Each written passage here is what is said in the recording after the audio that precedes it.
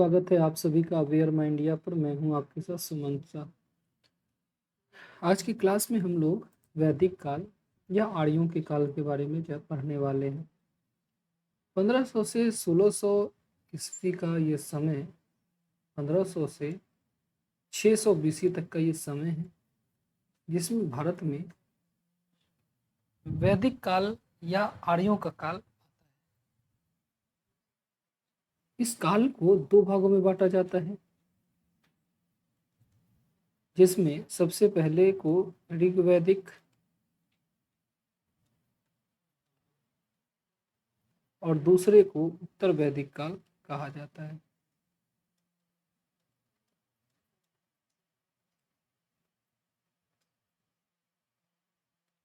ऋग्वैदिक 1500 से 1000 बीसी तक का समय है, जबकि उत्तर वैदिक 1000 से 600 बीसी तक का समय होता है। तो इसी काल के हम समाज, राजनीति, अर्थव्यवस्था, धर्म, संस्कृति, इन चीज़ों के बारे में आज की क्लास में पढ़ने वाले हैं। लेकिन इनके बारे में जानने से पहले हमको ये समझना होगा आर्य कौन थे, आखिर आर्यों का क्या इतिहास रहा है, इनका क्या परिचय है। तो हम लोग को ये जानना चाहिए जो आर्य कौन थे, इनका क्या पहचान थी, इनकी क्या कैसे चीजें थी। आर्यों की बात अगर करें तो आर्य इस शब्द का अर्थ होता है श्रेष्ठ, श्रेष्ठ, कुलीन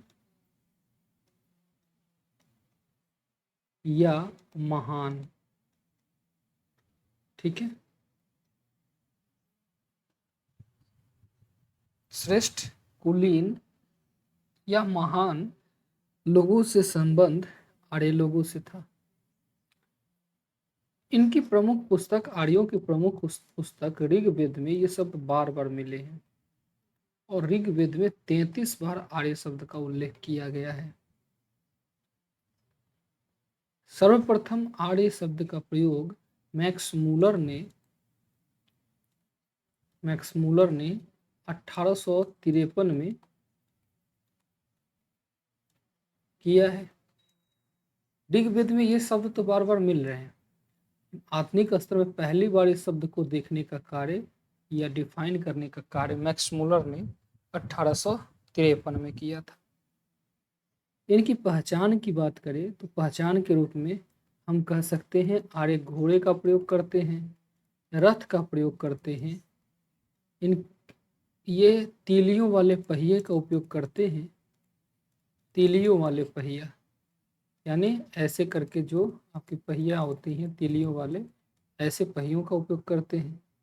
ये अग्नि पूजा करते हैं, अग्नि पूजा।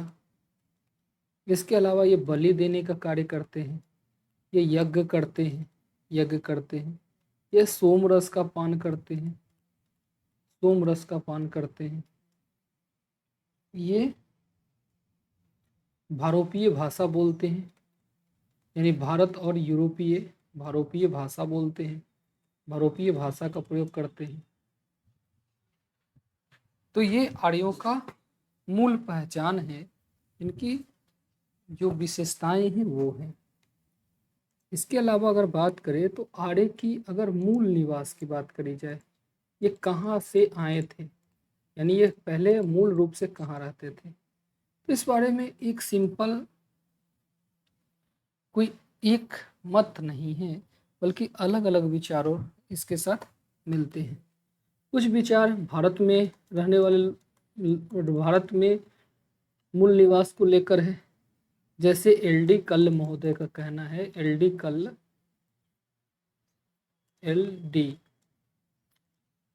कल्ल महोदय का कहना है कि ये कश्मीर में रहते थे या हिमालय में रहते थे। इसी तरीके से अविनाश चंद्र का कहना है जो ये सप्त सैंधव प्रदेश में रहते थे, सप्त सैंधव प्रदेश में रहते थे। सप्त सैंधव प्रदेश में रहते थे।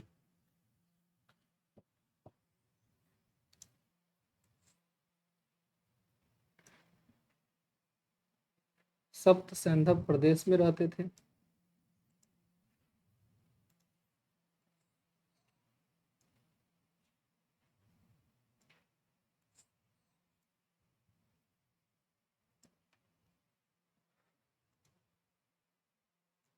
इसी तरीके से गंगानाथ झा का कहना था, एक नाम है गंगानाथ झा, इनका कहना था ये ब्रह्मर्षि प्रदेश में रहते थे। अभी सप्तर्षि प्रदेश क्या है, ब्रह्मर्षि प्रदेश, अभी तुरंत जानेंगे इसको। जबकि राजबली का कहना था ये मूल रूप से मध्य देश में रहते थे, मध्य देश में रहते थे। ये भारत में जो लोग मानते हैं, जो भारत में इनका निवास स्थान था, इनकी ये बातें कही जाती है कि उनका क्या कहना था। अब अगर विदेशी मत की बात करी जाए, जो लोग मानते हैं जो ये विदेशों में रहते थे, उनकी अगर बात करी जाए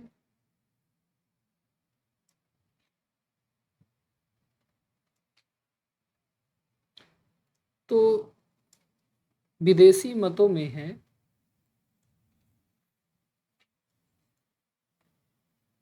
डी.एस. त्रिवेदी का कहना है ये लोग देविका प्रदेश में रहते थे। देविका प्रदेश, जिसे आज मुल्तान के नाम से जानते हैं, ये डी.एस. त्रिवेदी का कहना था। गार्डन चाइल्ड का कहना है ये दक्षिणी रूस से आए हैं। मैक्स मूलर मध्य एशिया की बात करते हैं, ये लोग मध्य एशिया से आए हैं। बाल गंगाधर तिलक उत्तरी ध्रुव की बात करते हैं, जो ये लोग उत्तरी ध्रुव से आए थे। स्वामी दयानंद सरस्वती तिब्बत से आने की बात बताते हैं। हर्ट और पेंका नामक विद्वान जिसे जर्मनी को लेकर बात करते हैं। गार्डन चाइल्ड इसे हंगरी से आने की बात करते हैं। ये कुछ विदेशी मत हैं जो मानता है कि सारे विदेशों से आए थे। इनमें सबसे जो ज़्यादा मान्यता प्राप्त है उसके अनुसार आर्य मध्य एशिया से भारत आए थे। इसी बात को आर्यों के भारत में प्रारंभिक निवास स्थान के रूप में जानते हैं। तो आर्य जो है भारत में अगर बात करें तो भारत में ये सर्वप्रथम भारत के उत्तर पश्चिम भाग में रहते थे। अफगानिस्तान से लेकर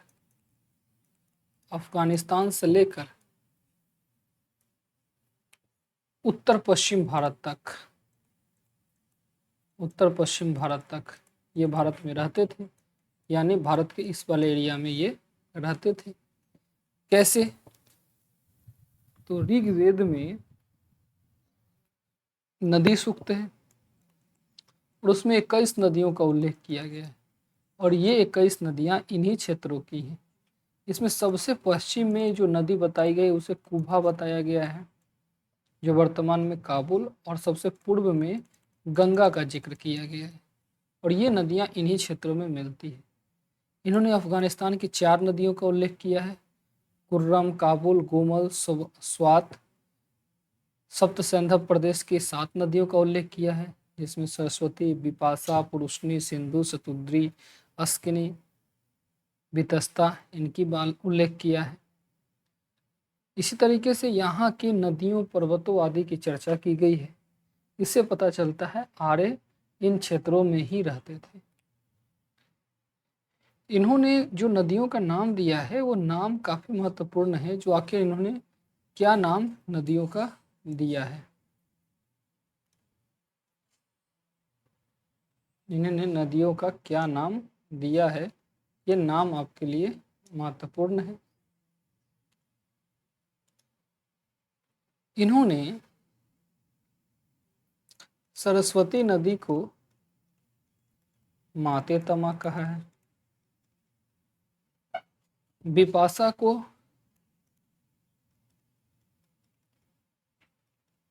व्यास को विपाशा कहा है, रावी को पुरुषनी कहा है, पुरुषनी रावी नदी को कहा है,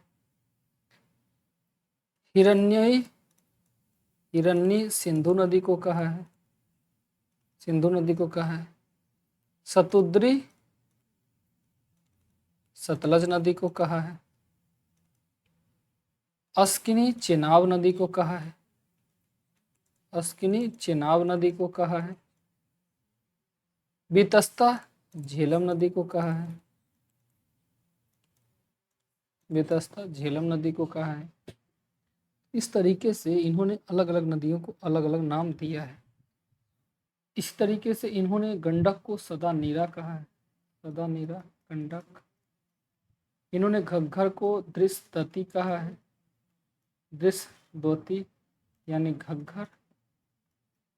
इन्होंने एक कश्मीर की नदी है उसे मरुद वृदा कहा है, मरुद वृदा कहा है, ये कश्मीर की नदी है।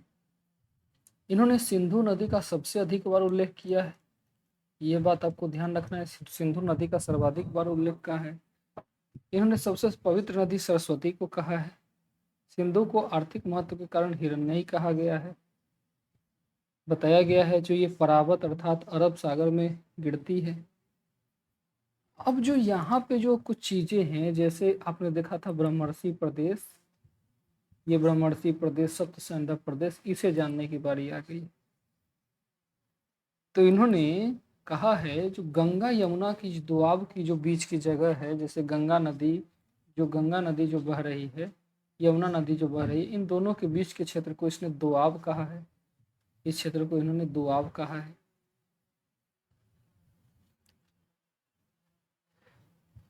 तो गंगा यमुना दोआब को इन्होंने ब्रह्मर्षि प्रदेश कहा है। गंगा यमुना दोआब के क्षेत्र को इन्होंने ब्रह्मर्षि प्रदेश कहा है। इसके बाद हिमालय और विंध्य पर्वत के क्षेत्र को इन्होंने मध्य देश कहा है, और पूरे उत्तर भारत को इन्होंने आर्यावर्त कहा है। इसमें एक चीज आपको और ध्यान रखनी है, वह है यमुना नदी और गंगा नदी का कितनी बार उल्लेख किया गया है। तो इन्होंने यमुना नदी का 3 बार उल्लेख किया है, जबकि गंगा नदी का 1 बार उल्लेख किया। यमुना नदी का 3 बार उल्लेख किया है, जबकि गंगा नदी का 1 बार उल्लेख किया है। ये इनके लिए महत्वपूर्ण है। तो ये आर्य हैं, आर्यों से जुड़ी हुई कुछ महत्वपूर्ण फैक्ट है जिनको आपको ध्यान रखना चाहिए। अब है वेद और वैदिक साहित्य। वेद एवं वैदिक साहित्य। आर्यों की जो प्रमुख पुस्तक थी उसका नाम वेद था। तो वेद के बाद लिखे गए ब्राह्मण भी एक पुस्तक है। ब्राह्मण पर लिखे गए आरण्यक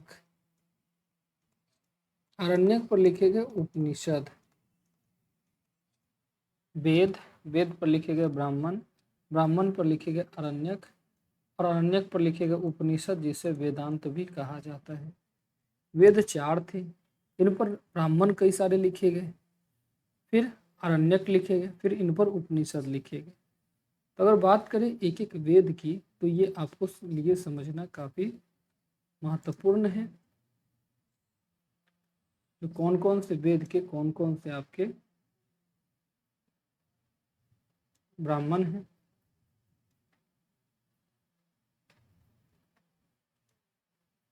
तो सबसे पहला वेद है आपका ऋग्वेद।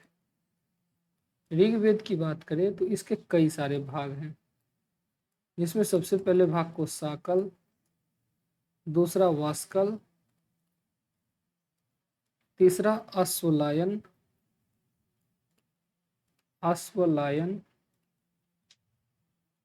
चौथे को संखायन, पांचवें को मांडुकायन, छठे को बालखिल्य कहा जाता था। बालखिल्य। साकल, वास्कल, अश्वलायन, संखायन, मांडुकायन और बालखिल्य कहा जाता था। इनके पुरोहित को होत्री कहा जाता था। होत्री। इनकी विषय वस्तु की बात करी जाए तो ये इसमें देवताओं की स्तुति दी गई है, जो देवताओं की पूजा की मतलब इसमें प्रार्थनाएं दी गई है, स्तुति दी गई है, स्तुति दी गई है, यानी हम कह सकते हैं इसमें प्रार्थनाएं हैं। इसमें स्रोतों का संकलन किया गया है, स्रोतों का संकलन किया गया है। इसके 2 ब्राह्मण हैं, अगर बात करें तो इसके 2 ब्राह्मण हैं।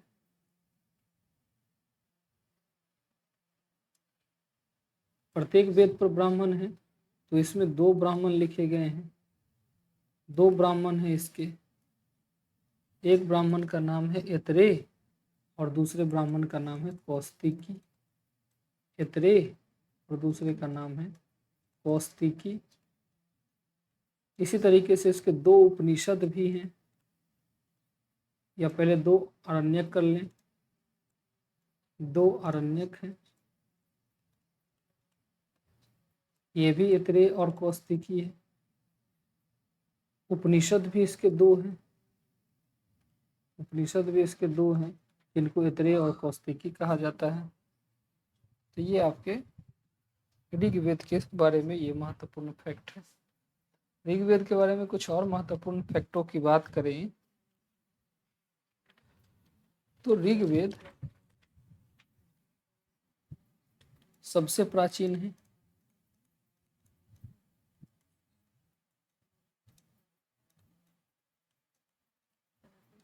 ऋग्वेद सबसे प्राचीन है। इसमें पुजारी परिवार द्वारा संग्रहित प्रार्थनाएं हैं। इसके 10 मंडल हैं, यानी 10 चैप्टर हैं। 1028 सूक्त हैं। 10,552 ऋचाएं हैं, यानी मंत्र हैं। अगर इसमें 10 मंडल हैं, प्रत्येक मंडल में क्या क्या है, अगर इस बात को करें तो इसमें प्रथम से लेके द्वितीय, तृतीय, चतुर्थ, पंचम, षष्ठम, सप्तम, अष्टम, नवम और दसम, 10 मंडल है। प्रथम मंडल में इसमें गैम्बलिंग के बारे में बात की गई है, जुआ के बारे में, हालांकि यह प्रथम मंडल बाद में जोड़ा गया है। दूसरे वाले में कृषि क्रिया के बारे में बात करी गई है, कृषि क्रिया की बात की गई है। तृतीय मंडल में गायत्री मंत्र की चर्चा है, गायत्री मंत्र की चर्चा है। चौथे मंडल में कृषि अनुष्ठान की चर्चा की गई है, कृषि अनुष्ठान की चर्चा की गई है। 5वें मंडल में अग्नि तथा घोड़ा का महिमा मंडन किया गया है, अग्नि तथा घोड़ा का महिमा मंडन किया गया है। 6ठे मंडल में हरि यूपिया शब्द की चर्चा मिली है, हरि यूपिया शब्द की चर्चा मिली है। 7वें मंडल में 10 राजा का युद्ध यानी दशराग युद्ध का वर्णन किया गया है, दशराग युद्ध का वर्णन किया गया है। यह दशराग युद्ध रावी नदी के किनारे लड़ा गया था। रावी नदी को पुरुषनी नदी कहते हैं, अभी अभी हमने आपको ये बताया था। रावी नदी के किनारे लड़ा गया था। अगर बात करें तो इसमें भरत कबीला और 10 अन्य कबीला मिलकर इस युद्ध में लड़ते हैं। इसमें भरत कबीला जीत जाता है और ये 10 कबीला हार जाते हैं। ये रावी नदी के किनारे लड़ा गया था। अष्टम मंडल में जो आड़े नहीं है यानी अनाड़े का उल्लेख है। 9वें मंडल में आपके सोम को समर्पित है, सोम को समर्पित बातें की गई हैं, सोम रस, सोम के देवता। 10वें मंडल में कई बातें। 10वें मंडल में पुरुष सूक्त की चर्चा की गई है। पुरुष सूक्त, इसी पुरुष सूक्त में पहली बार वर्ण शब्द का आया है, प्रथम प्रयोग। 4 वर्ण होते हैं, उसमें प्रथम वर्ण शब्द का प्रथम प्रयोग यही हुआ है। इसमें नदी सूक्त की चर्चा की गई है, नदी सूक्त, जिसमें नदियों का उल्लेख है। फिर इसमें विवाह सूक्त की बातें की गई हैं। इसी में सत्य की परिभाषा कही गई है, जिसमें कहा गया है एकम सत्य विप्र बहुधा वदंती, एक ही सत्य है, सत्य एक होता है, जबकि झूठ बार बार होता है, बहुत बोलना पड़ता है। एकम सत्य विप्र बहुधा वदंती। इसमें बात याद रखेंगे 2 से लेकर के 7 तक बहुत पुराने हैं, बाकी ये अष्टम नवम दशम साथ ही साथ ये प्रथम ये बाद में जोड़े गए हैं। पतंजलि ऋषि के अनुसार ऋग्वेद की 21 शाखाएं हैं। पतंजलि ऋषि ऋग्वेद के 21 शाखा का उल्लेख करते हैं, जबकि आपको यहाँ पे साकल, वाष्कल, अश्वलायन, संखायन, मांडुकायन और बालकिल कुछ प्रमुख शाखाओं की बात करी गई है। तो ऋग्वेद ये प्रमुख है। इसके अलावा अगर हम बात करें यजुर्वेद की, जो आपका दूसरा वेद है यजुर्वेद,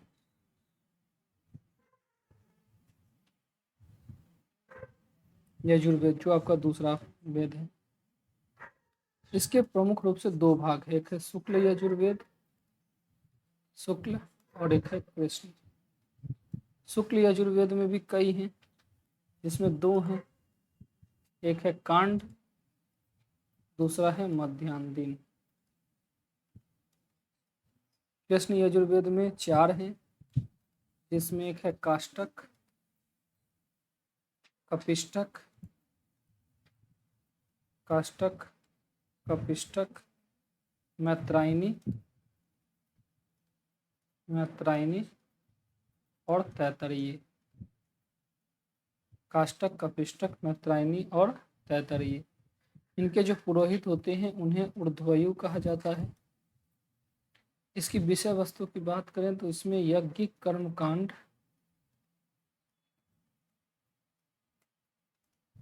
और बलि की चर्चा की गई है।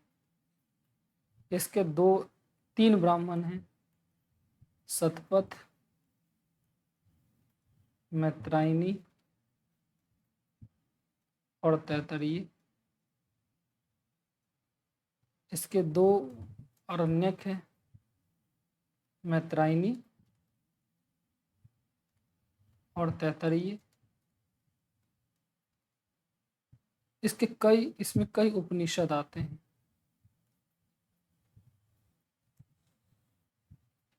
इसमें कई उपनिषद हैं।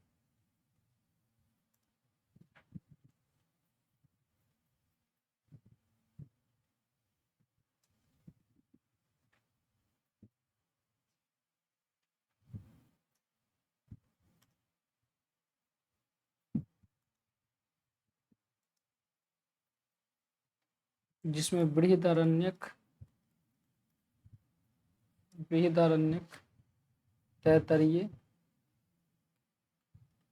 तैतरीय, कठोपनिषद, ईशोपनिषद, श्वेताश्वर, मैत्रायनी और महानारायण प्रमुख उपनिषद है। अगर अगले वेद की बात करें तो अगला वेद है आपका सामवेद, और इसके 3 भाग हैं, इसमें सबसे पहले कौथुम, दूसरा रामायणीय और तीसरा जैमिनीय प्रमुख है। इसके पुरोहित को उद्गाता कहा जाता था। इसमें संगीत और गायन से संबंधित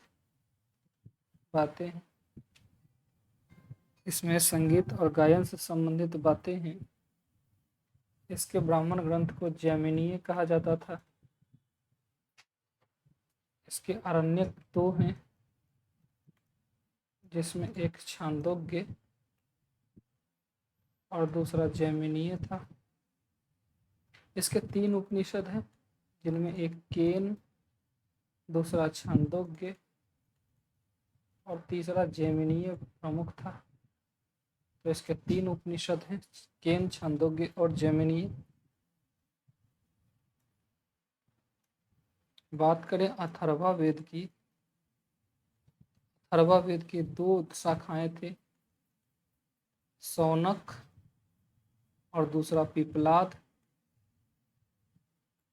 इसके पुरोहित को ब्राह्मण कहा जाता था। इसकी विषय वस्तु जादू टोना, भूत प्रेत, अंधविश्वास,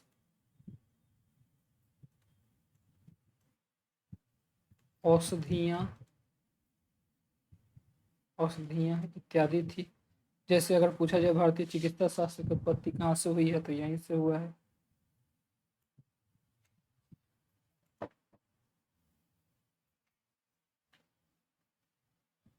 इनके पुरोहित को गोपथ कहा जाता था।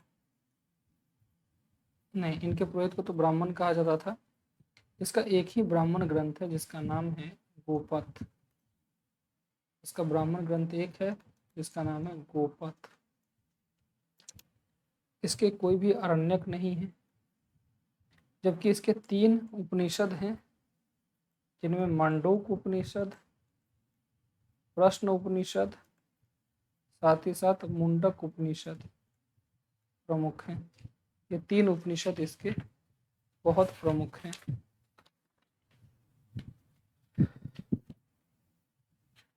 अगर आपसे पूछा जाए कौन सा वेद ऋग्वेद पर आधारित है, तो वो है सामवेद। सामवेद पूरी तरीके से ऋग्वेद पर ही आधारित है। तो ये वेद पूरी तरीके से ऋग्वेद पर आधारित है। ऋग्वेद पर आधारित है। इसमें 1875 ऋचाएँ हैं। कितनी ऋचाएँ हैं? 1875 मंत्र हैं, जिसमें से केवल 75 नए हैं, तो बाकी जो है ऋग्वेद से लिए गए। ठीक है, तो इसीलिए ये पूरी की पूरी ऋग्वेद पर आधारित है। ये चीज़ ध्यान रखेंगे। अथर्ववेद देख ही लिए, इसे ब्राह्मण कहा जाता है। अथर्ववेद में बात कर दें तो इसमें 20 चैप्टर हैं, 20 कांड हैं, 20 चैप्टर है, 20 कांड हैं। इसमें 731 सूक्त हैं, 731 सूक्त हैं, और 5987 इसमें मंत्र हैं। 5987 मंत्र हैं। इसमें भी 1200 मंत्र ऋग्वेद से लिए गए हैं। ठीक है,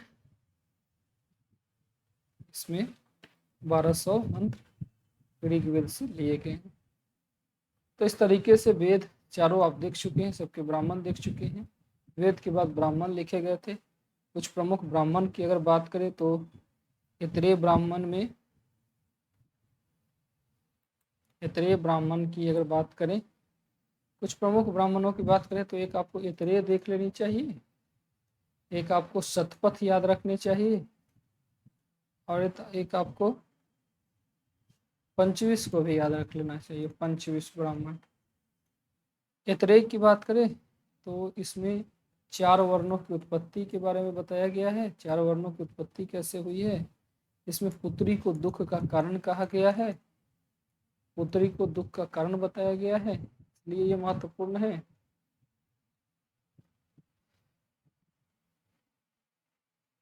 इसमें राजा की उत्पत्ति का सिद्धांत दिया गया है, राजा का दैवीय उत्पत्ति का सिद्धांत दिया गया है, यानी राजा को राजाओं को दैवीय शक्ति की बात की गई है। शतपथ ब्राह्मण की रचना करें, शतपथ ब्राह्मण सबसे बड़ा है। सबसे बड़ा ब्राह्मण अगर पूछे तो इसका उत्तर है शतपथ ब्राह्मण। इसमें स्त्री को अर्धांगिनी माना गया है, यानी पुरुष की आदि शक्ति मानी गई है अर्धांगिनी। इसमें विदेह माधव और गौतम राहुगण की चर्चा की गई है। आपसे पूछा जा सकता है विदेह माधव और गौतम राहुगण की चर्चा किस ब्राह्मण में है, तो ये शतपथ ब्राह्मण में है। इसमें मनु और इला की कहानी दी गई है, जिसमें बताया गया है जल प्लावन की घटना, तो वो भी इसमें दिया गया है। पंचविश ब्राह्मण की एक पॉइंट आप ये याद कर सकते हैं, जिसमें प्राकृतिक आपदा की चर्चा की गई है, प्राकृतिक आपदा की बातें मिलती है। इसी तरीके से अगर उपनिषद की बात करी जाए तो अरण्यक उतना महत्वपूर्ण आपके लिए नहीं है प्रश्न के लिहाज से। उपनिषद के कई सारे प्रश्न बनते हैं। उपनिषद का शाब्दिक अर्थ होता है गुरु के समीप बैठना। तो एक चीज़ ये ध्यान रखना है, उपनिषद का शाब्दिक अर्थ क्या है? तो गुरु के समीप बैठना है। और ये दर्शन पर आधारित पुस्तक है। दर्शन पर आधारित पुस्तक है। इसमें मोक्ष शब्द की चर्चा की गई है। मोक्ष शब्द की चर्चा की गई है। कुछ प्रमुख ध्यान रख सकते हैं उपनिषद को। इसमें छांदोग्य उपनिषद है, ये सबसे प्राचीनतम है। छांदोग्य उपनिषद सबसे प्राचीन उपनिषद है। इसमें देवकी पुत्र कृष्ण की चर्चा की गई है।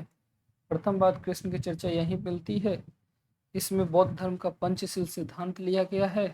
सत्यकाम जाबाल की कथा की गई है। 3 आश्रमों की चर्चा की गई है। तो ये छांदोग्य उपनिषद आपके कुछ महत्वपूर्ण चीजों के लिए प्रसिद्ध है। उसके बाद श्वेताश्वर उपनिषद को आपको ध्यान रखना है। इसमें भक्ति मोक्ष शब्द का वर्णन किया गया है। इसमें रुद्र देवता की विशेष महिमा मंडन की गई है। ठीक है। जावाल उपनिषद, जावाल उपनिषद, इसमें 4 आश्रमों की चर्चा की गई है। एक है महा उपनिषद, महा उपनिषद, इसमें वसुधैव कुटुंबकम शब्द की चर्चा की गई है, जो भारत का संस्कृति मंत्रालय का स्लोगन है। मांडूक उपनिषद सबसे छोटा उपनिषद है। मुंडोक उपनिषद में सत्य में जयते शब्द की चर्चा की गई है, जिसमें कहा जाता है सत्य की हमेशा विजय होती है। इसमें यज्ञिक कर्मकांड का विरोध किया गया है, उसे टूटी हुई नौका के समान बताया गया है। इसके अलावा कठोपनिषद में नचिकेता यम संवाद बताया गया है, जिसमें एक बालक अपने पिता द्वारा यम को दान दे देने पर यम के पीछे पीछे चले जाते हैं। इसमें आत्मा को ही ब्रह्म कहा गया है। इसके अलावा तैत्तरीय उपनिषद में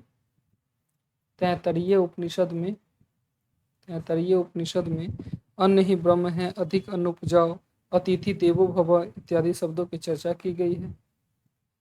इसके अलावा ईशोपनिषद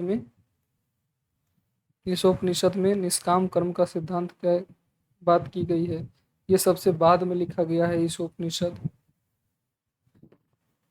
ठीक है। तो ये कुछ प्रमुख उपनिषद है जिनको आपको ध्यान में रखना चाहिए, जिनसे प्रश्न बनते हैं। एक और कर सकते हैं बृहदारण्यक उपनिषद। बृहदारण्यक उपनिषद, इसमें मैं ही ब्रह्म हूँ की चर्चा की गई है और ये सबसे बड़ा उपनिषद है। सबसे बड़ा उपनिषद को लेकर प्रसिद्ध है। अब अगर समाज की बात करी जाए, इस काल की समाज को, वैदिककालीन समाज की बात की जाए, तो समाज को 2 भागों में बांटकर देखा जा सकता है। एक ऋग वैदिक कालीन समाज और एक उत्तर वैदिक समाज। ऋग वैदिक प्रारंभिक काल था वैदिक काल का, और उत्तर वैदिक इसके परवर्ती था, बाद का था। ऋग वैदिक समाज काफी ओवरऑल अच्छा था, जबकि उत्तर वैदिक काल का समाज अच्छा नहीं माना जा सकता है। अगर बात करें समाज की, परिवार की, तो इसमें परिवार संयुक्त था। उत्तर वैदिक अकाल आते आते परिवार तो संयुक्त रहा, लेकिन संख्या में कमी आ गई। समाज दोनों जगह पितृसत्तात्मक था। इसमें वर्ण व्यवस्था का अर्थ रंग से था। वर्ण का अर्थ यहाँ रंग से था। यहाँ वर्ण जो है वह सामाजिक, आर्थिक और उनके पृष्ठभूमि से चेंज हो गया। आगे चलकर वर्ण का अर्थ यहाँ चयन हो जाता है। तो ये चीजें हो गई। हालांकि जो व्यक्ति जो कार्य करते थे उसके अनुसार यहाँ पर वर्ण का पहचान होता था। जैसे एक व्यक्ति ने कहा कि मैं कवि हूँ, मेरे पिता वैद्य है, मेरी माता अनाज पीसती है। ये ऋग्वेद के 9वें मंडल में कहा गया। यानी एक ही परिवार के लोग अलग अलग वर्ण के हो सकते थे। 10वें मंडल में बताया गया जो एक व्यक्ति के सिर ब्राह्मण होते हैं, भुजा क्षत्रिय होता है, उदर वैश्य होता है और पैर शूद्र होते हैं। यानी पूरी की पूरी वर्ण व्यवस्था यहाँ पर कर्म प्रधान थी। ये बातें हैं, लेकिन यहाँ पर ये कर्म प्रधान न होकर जन्म प्रधान हो गई। ये चीजें आपको ध्यान रखना है। आपको ये भी चीज ध्यान रखना है, ब्राह्मण शब्द का 14 बार वर्णन किया गया है, जबकि क्षत्रिय शब्द का 9 बार वर्णन किया गया है। यहाँ समाज में महिलाओं की दशा काफी अच्छी थी, सर्वश्रेष्ठ स्थिति थी। जायदे स्तंभ शब्द का प्रयोग किया गया है। जायदे स्तंभ का अर्थ होता है पत्नी ही गृह है। यानी किसी की पत्नी है तो वो उसका घर है। लेकिन ये दशा, स्त्रियों की दशा उस काल में घटती जाती है, उत्तर वैदिक काल में घटती जाती है। ऋग वैदिक काल में स्त्री सभा समिति में भाग ले सकती थी, यज्ञ युद्ध में भाग ले सकती थी, बाल विवाह नहीं था, विधवा विवाह तो था, और विधवा विवाह से उत्पन्न पुत्र को दधी सत्य कहा जाता था। अंतर्वर्णीय विवाह हो सकता था, स्वैच्छिक विवाह की इजाजत थी।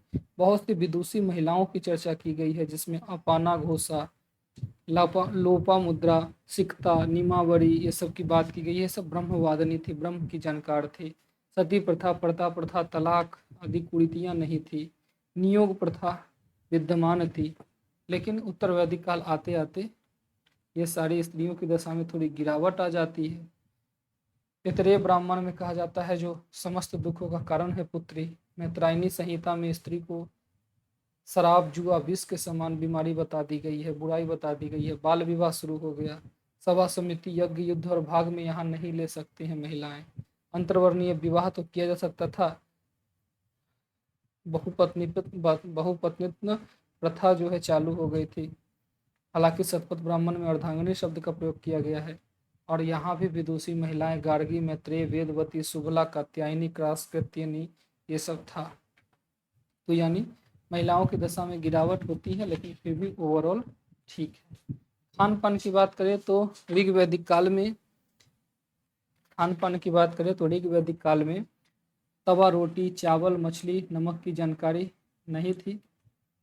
ठीक है, नमक की जानकारी नहीं है। और ये लोग क्या खाते थे? तो तवा, रोटी, चावल, मछली ये सब खाते थे। ठीक है, शाकाहारी खाना भी खाते थे।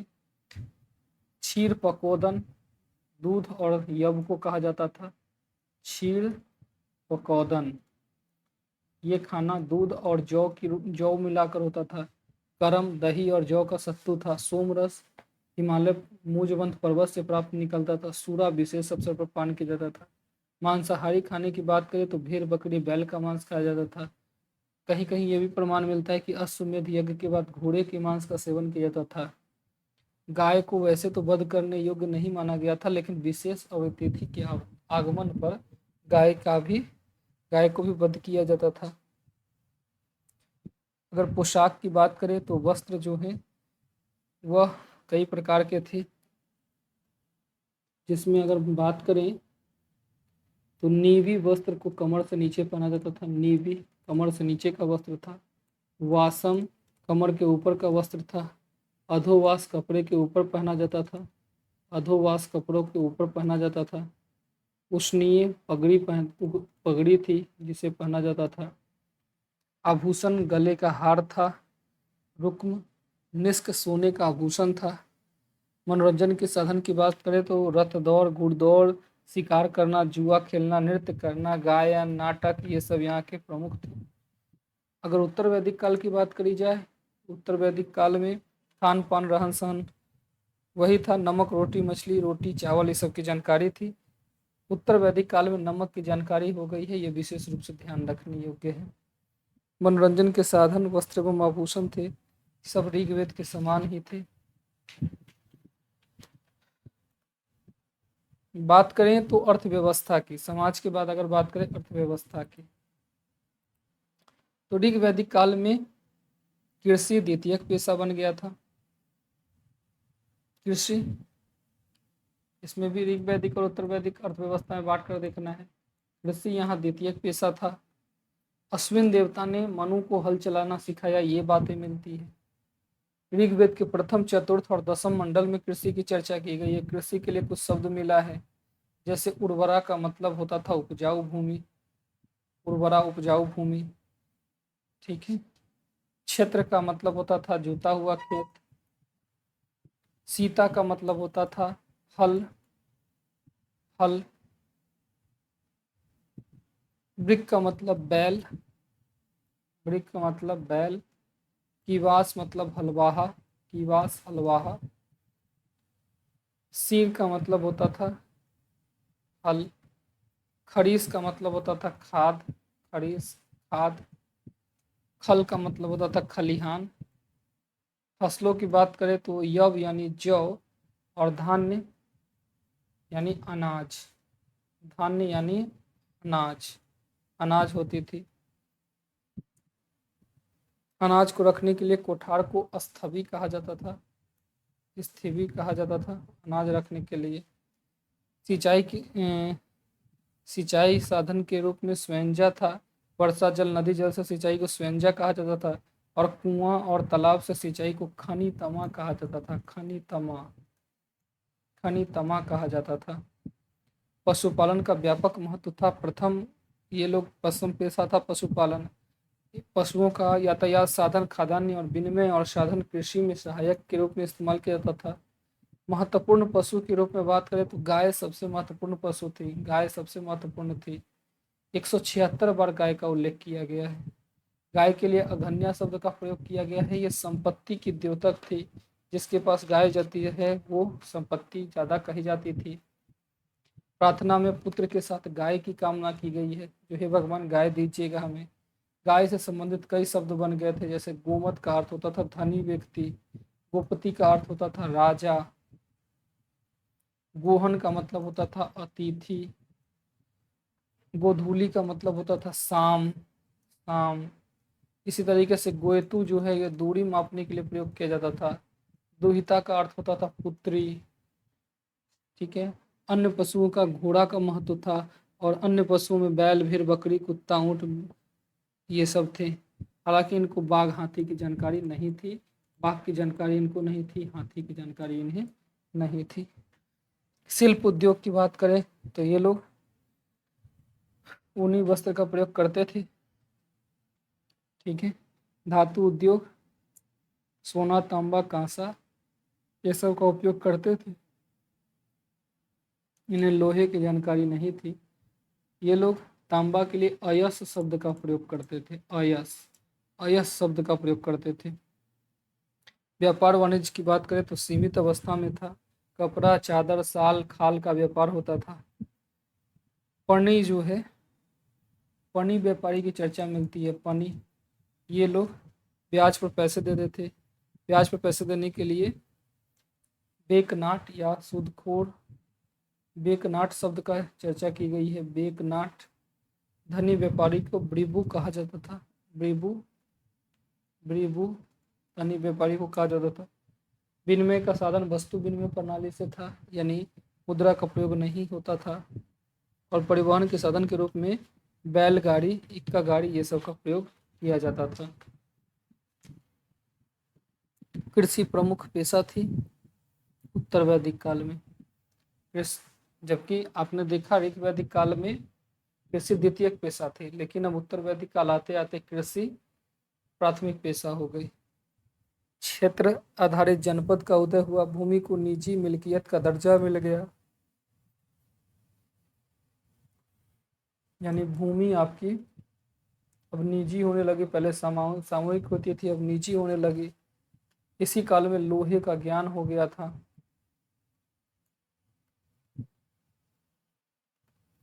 लोहे का ज्ञान हो गया। लोहे के हल से गहरी जुताई हुई। लोहे की कुल्हाड़ी से जंगल सफाई हुई। कृषि उत्पादन में वृद्धि हुई। तैत्तरीय उपनिषद में अन्न ही ब्रह्म है ऐसी चर्चा मिली गई है। राजा जनक ने स्वयं हल पकड़कर कृषि की है। ऋग्वेद में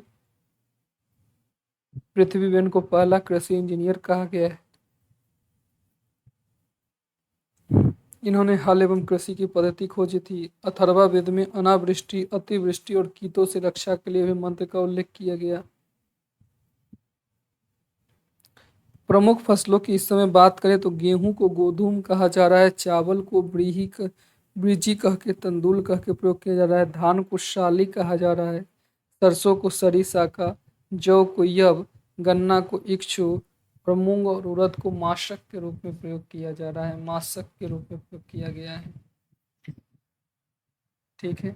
इस काल में, उत्तर वैदिक काल में, नई जानकारी के तौर पर बाघ और हाथी की जानकारी हुई, जो उस काल में नहीं थी। विभिन्न व्यवसाय का विकास हुआ। कताई, बुनाई, कुम्भकार, बढ़ई, चर्मकार ये सब की जानकारी हुई।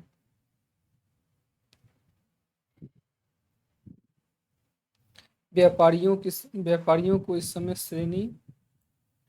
व्यापारियों की श्रेणी श्रेष्ठय कहा गया है। व्यापारियों की श्रेणी को, समूह को श्रेष्ठय कहा जाता था। ठीक है। शतपथ ब्राह्मण में कुशी धन, उधार देने वाले के लिए कुशी धन का प्रयोग किया जाता था। कुशी धन का प्रयोग किया जाता था। ठीक है। विनिमय के माध्यम, यहाँ भी वस्तु विनिमय प्रणाली ही थी। परिवहन के साधन इक्का दुक्का का प्रयोग किया जा रहा था। इक्का परिवहन के साधन के रूप में इक्का बैलगाड़ी का प्रयोग किया जा रहा था।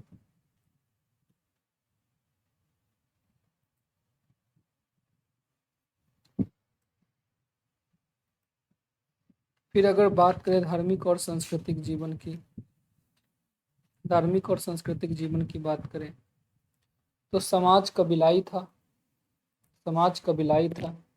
जनजातीय तत्वों की अधिकता थी। प्रकृति को महत्व दिया जाता था। प्रकृति के विविध रूपों की पूजा होती थी। सम्मान एवं भय मानकर प्रकृति का मानवीय या दैवीकरण किया गया था। लोग बहुदेववादी थे, यानी बहुत से देवता की पूजा करते थे, बहुदेववादी थे। अंतरिक्ष के देवता, आकाश के देवता, पृथ्वी के देवता सब बनाए गए थे। ऐसा कहा जाता है कि रूप अनेक थे पर एक मानते थे, अर्थात एक ईश्वरवादी मानते थे, परंतु वरीयता बहुदेववाद को ही देते थे। भौतिक सुखों पर बल देते थे, प्रकृति मार्गी थे। ये लोग स्तुति, पाठ, प्रार्थना, वंदना पर बल देते थे। याज्ञिक कर्म कांड करते थे जो कि सहज है। बलि अर्पण प्रथा के साक्ष्य मिलते हैं। जीव बलि नहीं दिया जाता था। फल फूल, साग सब्जी, जौ इत्यादि का हवन होता था। सबसे प्रमुख देवता इनका इंद्र था। इंद्र सबसे प्रमुख देवता है इनका। इसका 250 बार ऋग्वेद में उल्लेख मिलता है। ये काफी महत्वपूर्ण है। इसे कई अन्य नामों से जाना जाता था। युद्ध का देवता, वर्षा का देवता, सोमापा, पुनरिक, वृत्तासुरहंता, अश्रुजीत, सुशांशिर, रथेष्ट, विजेंद्र, वज्रधारी, ये सब नाम इसके थे इंद्र के। इसका प्रमुख हथियार, प्रमुख आयुध जो था वो था वज्र। दूसरा प्रमुख देवता अग्नि थे। अग्नि का 200 बार उल्लेख किया गया है। इंद्र का कितनी 250 बार, अग्नि का 200 बार। तो दूसरे प्रमुख देवता है। इनको कहा गया यह 1000 खंभों के महल में रहता है। ये मनुष्य और देवता के बीच मध्यस्थ का कार्य करता है। इसे प्रत्येक घर का अतिथि कहा गया है। ऋग्वेद के प्राचीनतम मंडल के प्रत्येक मंत्र अग्नि की स्तुति से ही प्रारंभ होते हैं। तीसरा प्रमुख देवता वरुण था, जिसका 30 बार उल्लेख किया गया है। ये झंझावत का देवता था। तीसरा प्रमुख देवता वरुण था, 33 बार उल्लेख है, 30 बार उल्लेख है। झंझावात या जल के देवता हैं। ठीक है। इसे नैतिक नियमों का संरक्षक कहा गया है। नैतिक नियम यानी जो इथिकल वैल्यू है उनका संरक्षक कहा गया है। कुछ और प्रमुख देवताओं की बात किया जाए तो उल्लास के देवता या आह्लाद के देवता थे सोम। सूर्य के पिता धौ थे। सूर्य के पिता धौ थे। बृहस्पति को देवताओं का पुरोहित कहा गया है। जंगल की देवी अरण्यी को माना गया है। जंगल की देवी अरण्यी। क्रोध की देवी धन्यु। समृद्धि की देवती ईरा। प्रकृति की देवी अदिति। सूर्योदय की देवी उषा। मृत्यु की देवी यम। चिकित्सक देवता अश्विन। अनैतिक आचरण का देवता रुद्र था। आंधी का देवता मरुत थी। ठीक है। ये बातें यहाँ पे ध्यान रखने की बात है। फिर उत्तर वैदिक काल आते आते इन चीज़ों में थोड़ा सा चेंज देखने को मिलता है। उत्तर वैदिक काल में आते आते उद्देश्य में परिवर्तन हो गया। अब इस लोक के बदला इहलोक के बदले परलोक की संकल्पना में विशेष महत्व होने लगा। ठीक है। जैसे यज्ञ, राजनीतिक कर्मकांड, ये सब हो गए। देवता की स्थिति में परिवर्तन हुआ, उनकी महत्ता में परिवर्तन हो गया। नए नए देवता आ गए। जैसे प्रजापति आ गए, सृजन करने वाले देवता। रुद्र आ गए, नष्ट करने वाले देवता। विष्णु आ गए, पालन करने वाले देवता। कार्यों में भी परिवर्तन कर दिया गया। जैसे इंद्र को नाग का देवता कहा गया, नाग का देवता कहा गया। वरुण को जल का देवता कहा दिया गया। अश्विन को कृषि का देवता कहा दिया गया। सविता को नए घर के निर्माण का देवता हो गए। पूषण बच्चों को जन्म देने वाला देवता हो गए। सहायक देवता कई सारे बन गए, गंधर्व, यम, कुबेर, यक्ष, यक्षिणी, अप्सराएं आ गए। देवताओं की स्थिति में गिरावट हुए, देवी की जगह अप्सरा यक्षिणी की चर्चा हो गए। देवता का भी वर्ण विभाजन कर दिया गया, जैसे बृहस्पति ब्राह्मण के देवता थे और पूषण शूद्र देवता थे। उपासना की स्थिति रीति में भी परिवर्तन आई। याज्ञिक कर्मकांड व्यक्तिगत और सामूहिक में बंट गया। शब्दों की शुद्धता पर बल दिया गया, शब्दों के मायावी महत्व पर बल दिया गया। यज्ञ कर्मकांड बलि पर बल दिया गया, आर्थिक हितों पर बल दिया गया। याज्ञिक कर्मकांड कठिन बना दिया गया, पूरा आडंबर पूर्ण हो गए थे। समुद्र पार व्यापार वर्णित कर दिया गया था। नए सिद्धांत सब आ गए, जैसे ब्रह्मलोक की संकल्पना, नरक शब्द की प्रयोग किया गया, पुनर्जन्म की संकल्पना हो गई, जैसे शतपथ ब्राह्मण में। मोक्ष की जानकारी, कर्म की प्रधानता, अद्वैतवाद दर्शन की नींव पड़ गई यहीं पे, नॉन ड्यूलिज्म जो शंकराचार्य लेकर आएंगे।